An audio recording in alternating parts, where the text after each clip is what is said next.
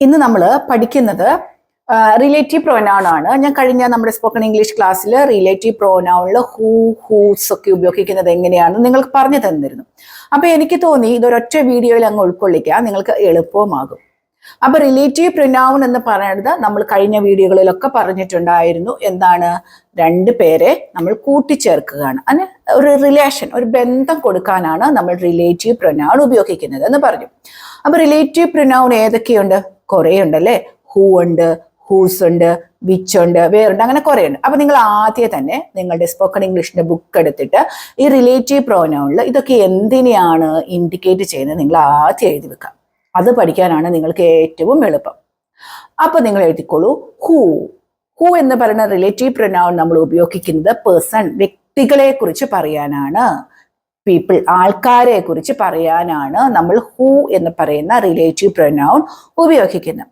ഈ ഹൂവിന് പകരം നമുക്ക് ദാറ്റും ഉപയോഗിക്കാൻ കഴിയും.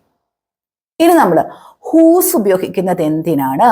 അതായത് നമ്മുടെ അവകാശം പറയാം, എന്റേതാണ്, നിങ്ങളുടേതാണ് എന്നൊക്കെ പറയാനാണ് നമ്മൾ എന്ത് ഉപയോഗിക്കുന്നത്? ഹൂസ് ഉപയോഗിക്കുന്നത്.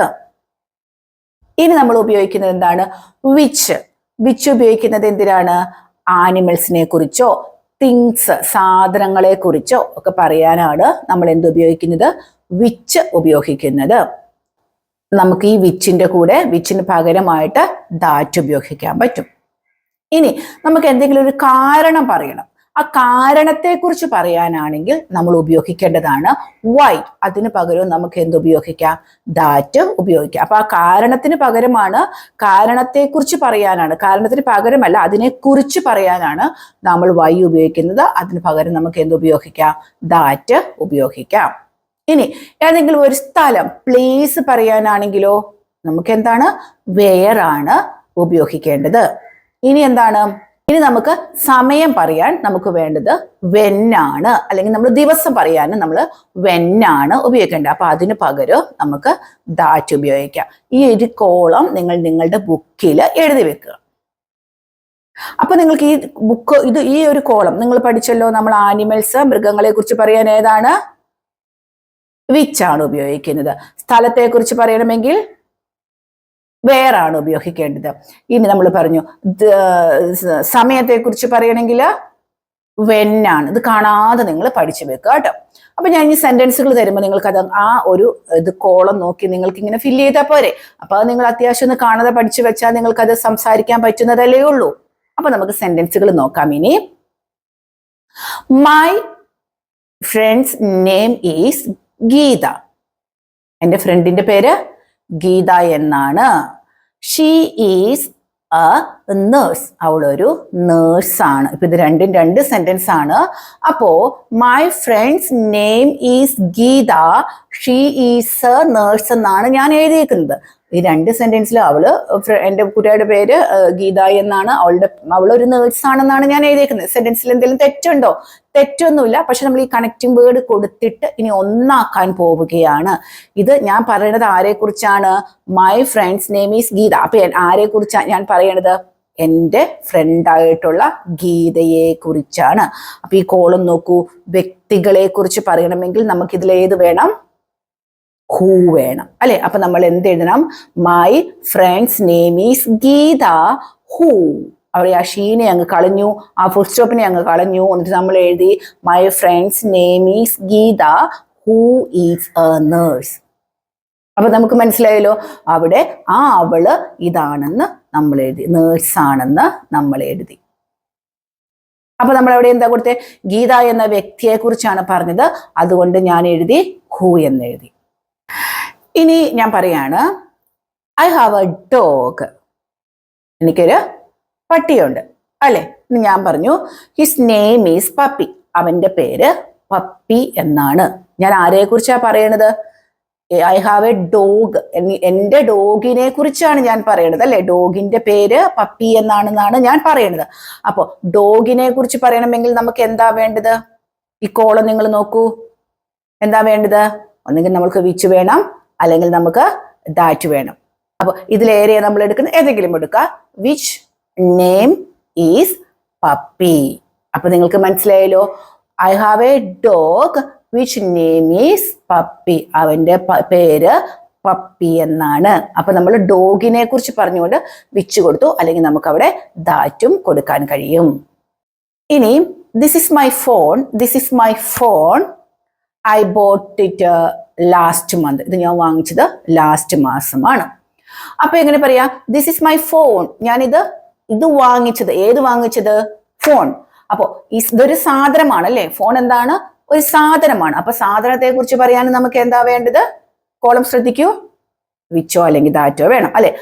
This is my phone that I boat it last month. ഇത് ഞാൻ വാങ്ങിച്ചത് കഴിഞ്ഞ മാസമാണ്. അപ്പൊ ഒരു സാധനമാണ്. ആ സാധനത്തെ കുറിച്ച് പറയാൻ നമുക്ക് എന്താ നമ്മൾ ഉപയോഗിച്ചത്, വിച്ച് അല്ലെങ്കിൽ ദാറ്റ് ആണ് നമ്മൾ ഉപയോഗിക്കേണ്ടത്. മനസ്സിലായി വരുന്നുണ്ടല്ലോ. ഇനി this is my office, this is my office, ഇതാണ് എൻ്റെ ഓഫീസ്, ഡാഷ് ഐ വർക്ക്. അവിടെ എന്താണ്, ദിസ് ഈസ് മൈ ഓഫീസ് അല്ലെ, ഓഫീസിനെ കുറിച്ചാണ് നമ്മൾ പറയുന്നത്. ഞാൻ ജോലി ചെയ്യുന്ന ഓഫീസിനെ കുറിച്ച്. അപ്പൊ ഓഫീസ് എന്ന് പറയുന്നത് എന്താണ്, ഒരു സ്ഥലത്തുള്ള ഒരു സ്ഥാപനമാണ് അല്ലെ. അപ്പൊ this is my office where I work, ഇതൊരു സ്ഥലത്തുള്ള സാധനമല്ലേ. അപ്പൊ so where I work, this is my office where I work, ഇവിടെയാണ് ഞാൻ ജോലി ചെയ്യണത്, വെയർ ഐ വർക്ക്. ക്ലിയർ ആയല്ലോ. ഇനി അടുത്ത ഒരു സെന്റൻസ് നിങ്ങൾ ശ്രദ്ധിക്കേ, I'll meet you dash you arrive. I will meet you dash you arrive. എന്താണ്, ഞാൻ അവനെ കാണും എപ്പോഴാണ്, when you arrive അല്ലെ. അതെന്താണ്, when, അവൻ വരുന്ന ആ സമയത്ത് അല്ലെ, ആ സമയത്ത്. സമയം പറയാനല്ലേ നമുക്ക് when ഉപയോഗിക്കണമെന്ന് ഞാൻ പറഞ്ഞത്. അപ്പൊ when you arrive, അവൻ വരുന്ന ആ സമയത്ത് ഐ വിൽ മീറ്റ് യു, ഞാൻ അവനെ കാണും. അപ്പൊ നമ്മൾ ഉപയോഗിച്ചത് എന്താണ്, സമയമാണ് അല്ലെ. arrive എന്ന് പറയുന്നത് എത്തിച്ചേരുന്ന ഒരു സമയമല്ലേ, അത് ആ സമയത്താണ് ഞാൻ അവനെ കാണുന്നത്. അപ്പൊ അവിടെ നമ്മൾ ഉപയോഗിച്ചത് എന്താണ്, when. The reason dash I am here is to help. The reason, കാരണം പറയാൻ നമുക്ക് എന്താ വേണ്ടത്, why. അപ്പൊ the reason why ആണ് വേണ്ടത്. കാരണം പറയാൻ നമുക്ക് എന്താ വേണ്ടത്, why. അപ്പൊ റിലേറ്റീവ് പ്രിനൗൺ എന്ന് പറയുന്നത് എനിക്ക് തോന്നുന്നില്ല ഇത്രയ്ക്കധികം ബുദ്ധിമുട്ടുള്ള ഒരു ഏരിയ ആണെന്ന് എനിക്ക് തോന്നുന്നില്ല. നമ്മളിപ്പോ നോക്കിയ ഈ സെന്റൻസുകളൊക്കെ നിങ്ങളൊന്ന് നോക്കൂ. അത് എന്തിനെ കുറിച്ചാണ് നമ്മൾ പറയുന്നത്, അത് നമ്മൾ അവിടെ അപ്ലൈ ചെയ്യുക. അപ്പൊ അങ്ങനെ അപ്ലൈ ചെയ്യണമെങ്കിൽ നമ്മൾ ഇത് എന്ത് ചെയ്യണം, ഇത് നമ്മുടെ മനസ്സിൽ ഉണ്ടാവണം അല്ലെ. ഹൂ എന്ന് പറഞ്ഞാൽ വ്യക്തികളാണ്. ഹൂസിനെ കുറിച്ച് ഞാൻ വ്യക്തമായി ക്ലാസ് എടുത്തിട്ടുണ്ട്. വെന്ന് നമ്മൾ ഉപയോഗിക്കുന്നത് എവിടെയാണ്, സമയത്തിനാണ്. വിച്ച് എന്ന് പറയുന്നത് ആനിമൽസിനാണ്, തിങ്സിനാണ്. പിന്നെ എന്താണ് നമ്മൾ ഉപയോഗിച്ചത്, വൈ എന്ന് പറയാൻ കാരണം പറയാനാണ്. ഇതൊക്കെ നമ്മൾ പഠിച്ചു വെക്കണം. ഹൂസ് എന്ന് പറയാൻ എന്താണ്, എന്റേതാണ്, നിങ്ങളുടേതാണ് എന്ന് പറയാൻ പ്രൊനൗൺ ആണ് അതിനുശേഷം വരിക. ഇതൊക്കെ നിങ്ങളുടെ മനസ്സിൽ വെക്കണം.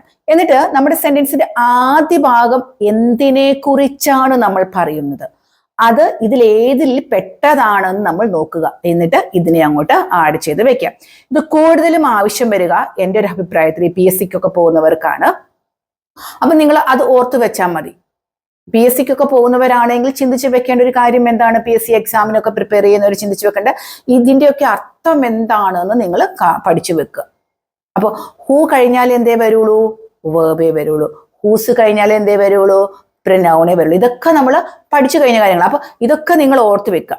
അപ്പോൾ ഏറ്റവും പ്രധാനമായും റിലേറ്റീവ് പ്രൊനൗണിൽ നമ്മൾ മനസ്സിലാക്കി വെക്കേണ്ട ഒരു കാര്യം എന്താണ്, ഈ ഇതിന്റെയൊക്കെ എന്തിനെ കുറിച്ചാണ്, ഇത് എന്തിനെയൊക്കെയാണ് ഇത് ഇൻഡിക്കേറ്റ് ചെയ്യുന്നതെന്ന് മനസ്സിലാക്കി വെക്കുക. അപ്പൊ ഇന്ന് നിങ്ങൾക്ക് ഇത് മനസ്സിലായി എന്ന് വിചാരിക്കുകയാണ്. നമ്മൾ അടുത്ത ദിവസം അടുത്ത ഗ്രാമർ സെക്ഷൻ തുടങ്ങുന്നതാണ്. അപ്പൊ നിങ്ങൾ എന്ത് ചെയ്യണം, ഇത് നിങ്ങളുടെ സ്പോക്കൺ ഇംഗ്ലീഷ് ക്ലാസ് ലെസൺ എഴുതി, എനിക്ക് തോന്നുന്നു ഇത് 42 ആണെന്ന് തോന്നുന്നു, എഴുതി വെക്കുക, പഠിക്കുക. ഇതാണ് ഇനി നമ്മുടെ ക്ലാസ് ആദ്യമായിട്ട് കാണുന്നവരാണ് എങ്കിൽ നമ്മുടെ പ്ലേലിസ്റ്റ് ചെക്ക് ചെയ്യുക. ഇനി കുറേ പേരെന്നെ വിളിക്കുന്നുണ്ട്, ഞങ്ങൾ ഇതിൽ ഏതാണ് ആദ്യമായി കാണേണ്ടതെന്ന്. അത് ഒരു ന്യായമായ ചോദ്യമാണ്, കാരണം നമുക്കിപ്പോൾ കുറേ വീഡിയോസ് ആയി കഴിഞ്ഞു. അപ്പൊ ആദ്യം കാണേണ്ടവരാണ് എങ്കിൽ നമ്മുടെ പ്ലേലിസ്റ്റ് എടുക്കുക. പ്ലേലിസ്റ്റിൽ പാർട്സ് ഓഫ് സ്പീച്ച് എന്ന് പറഞ്ഞിട്ടൊരു സെക്ഷൻ ഞാൻ കൊടുത്തിട്ടുണ്ട്. ആദ്യം അത് പഠിക്കുക. ആഫ്റ്റർ ദാറ്റ് ടെൻസസ് കൊടുത്തിട്ടുണ്ട്. ടെൻസസ് പഠിക്കാം. അപ്പൊ തന്നെ നിങ്ങൾക്കൊരു ഏകദേശം ഒരു ഐഡിയ ആവും. പിന്നെ ഞാൻ കൊടുത്തിട്ടുണ്ട് ഇംഗ്ലീഷ് ഗ്രാമർ എന്ന് പറയുന്ന ഒരു പ്ലേലിസ്റ്റ് കൊടുത്തിട്ടുണ്ട്. അത് നമ്മൾ യൂഷ്വലി വരുത്തുന്ന മിസ്റ്റേക്സ് ഒക്കെ ഉണ്ട് അതിനകത്ത്. പിന്നെ ഒന്നും മറ്റ് പല വാക്കുകളായിട്ട് കമ്പയർ ചെയ്തിട്ടുള്ള കുറെ കാര്യങ്ങളൊക്കെ ഉണ്ട്. അതൊക്കെ പഠിക്കുക. ആക്ച്വലി നമ്മൾ ഈ പാർട്സ് ഓഫ് സ്പീച്ചും ടെൻസസും പഠിച്ചു കഴിയുമ്പോൾ തന്നെ നിങ്ങൾക്ക് ഒരു ഐഡിയ ഉണ്ടാവും.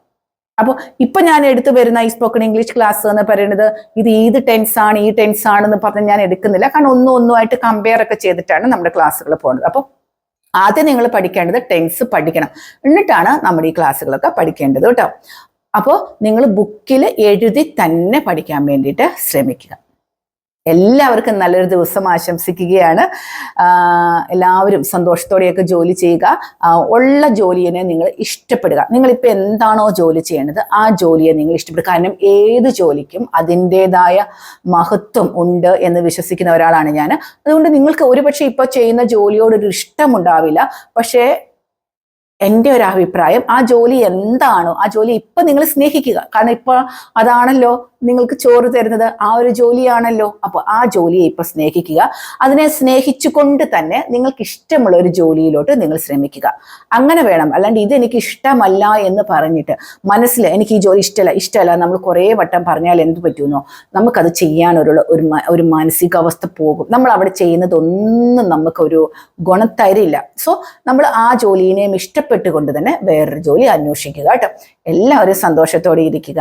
എല്ലാവർക്കും നല്ലൊരു ദിവസം ആശംസിക്കുകയാണ്. നമുക്കിനി അടുത്ത ദിവസം വീണ്ടും കാണാം. Thank you.